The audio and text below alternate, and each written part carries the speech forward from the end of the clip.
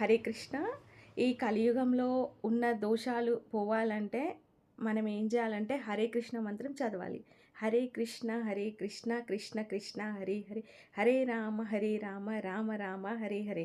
ఈ మంత్రం జపించడం ద్వారా మనకి కలియుగంలో ఉన్న దోషాలు వెళ్ళిపోతాయి అన్నమాట. సో మనం ఎక్కడున్నా ఏ ప్లేస్లో ఉన్నా చదవచ్చు ఈ మంత్రం. అక్కడ రిస్ట్రిక్షన్స్ అనేది ఏం లేదనమాట ఈ మంత్రానికి.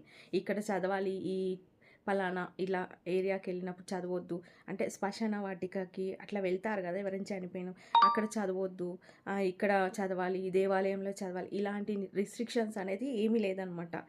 అయితే ఇక్కడ మనము ఒకటి ఏంటంటే చైతన్య మహాప్రభు ఏం చెప్తారంటే, మనం శరీరాన్ని శుద్ధి చేసుకుంటున్నాము రెగ్యులర్గా, ఇలా మనం శుద్ధి అనేది కంపల్సరీ. రోజు మార్నింగ్ లేస్తున్నాము అని మనం చేయాల్సిన పనులన్నీ చేస్తున్నాము, శుద్ధి చేసుకుంటున్నాము. సో అలా చేసుకుంటున్నాము, కానీ మన మనసుకు మాత్రం శుద్ధి చేసుకోవట్లేదు. అంటే ఇప్పుడు మన మనసులో జపించడం వల్ల మనకు కలియుగంలో కలిగే దోషాలన్నీ పటాపంచలుగా అయిపోతాయి అన్నమాట. సో ఇక్కడ మనము ఒక ఎగ్జాంపుల్ చెప్పుకుందాము. ఒక అతను ఏం చేశాడంటే రిషికేశ ఆశ్రమంకి వెళ్ళి అక్కడ నదీ తీరంలో స్నానం చేయాలని వెళ్తే అక్కడ కూల్గా ఉంటాయి, చాలా ఐస్లా ఉంటాయి వాటర్. చేయి పెడతాడు, ఐస్ లాగా చల్లగా అయిపోతుంది. సో అమ్మో ఇందులో స్నానం అనుకొని ఏం చేస్తాడంటే అతను టవల్ తీసుకొని అందులో ముంచి టవల్ స్నానం నేను స్నానం, టవల్ స్నానం నేను స్నానం, టవల్ స్నానం నేను స్నానం అట్లా 3 సార్లు అంటాడనమాట. అన్న తర్వాత ఇంకా అతను బయటికి వస్తుండగా ఇంకొక అతను వచ్చి, ఏంటి అది చలికాలం అనమాట, ఎట్లా ఉంది వాటర్ అంటే చాలా చల్లగా ఉన్నాయి అని అంటే, అవునా అని చెప్పేసి ఇతను ఏం చేస్తాడు, ఈయన స్నానం చేసిండు కదా అని చెప్పేసి అతన్ని ముట్టుకొని నువ్వు స్నానం నేను స్నానం, నువ్వు స్నానం నేను స్నానం, నువ్వు స్నానం నేను స్నానం ఇలా అంటాడనమాట.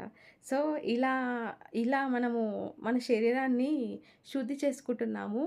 కానీ అక్కడ శుద్ధి అంటే మన మనసు ఏంటంటే ఒక దేవాలయం అనమాట. ఆ దేవాలయంలో మనకి దేవుడు ఉండాలి, భగవంతుడు ఉండాలి. సో ఆ భగవంతుడు ఉండాలంటే మనం ఏం చేయాలి, మన మనసు కూడా శుద్ధి చేసుకోవాలి. మనము రెగ్యులర్ యాక్టివిటీస్లో మనం ఎలా రోజు శుద్ధిగా స్నానం చేస్తున్నామో అలాగే మన మనసును కూడా శుద్ధి చేసుకోవాలి. శుద్ధి ఎలా చేసుకోవాలంటే హరే కృష్ణ మంత్రం చదవాలి.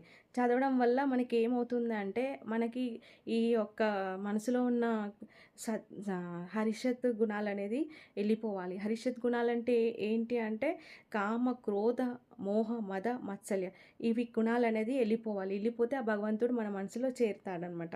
అప్పుడు మనం హ్యాపీగా ఉండడానికి ఆస్కారం.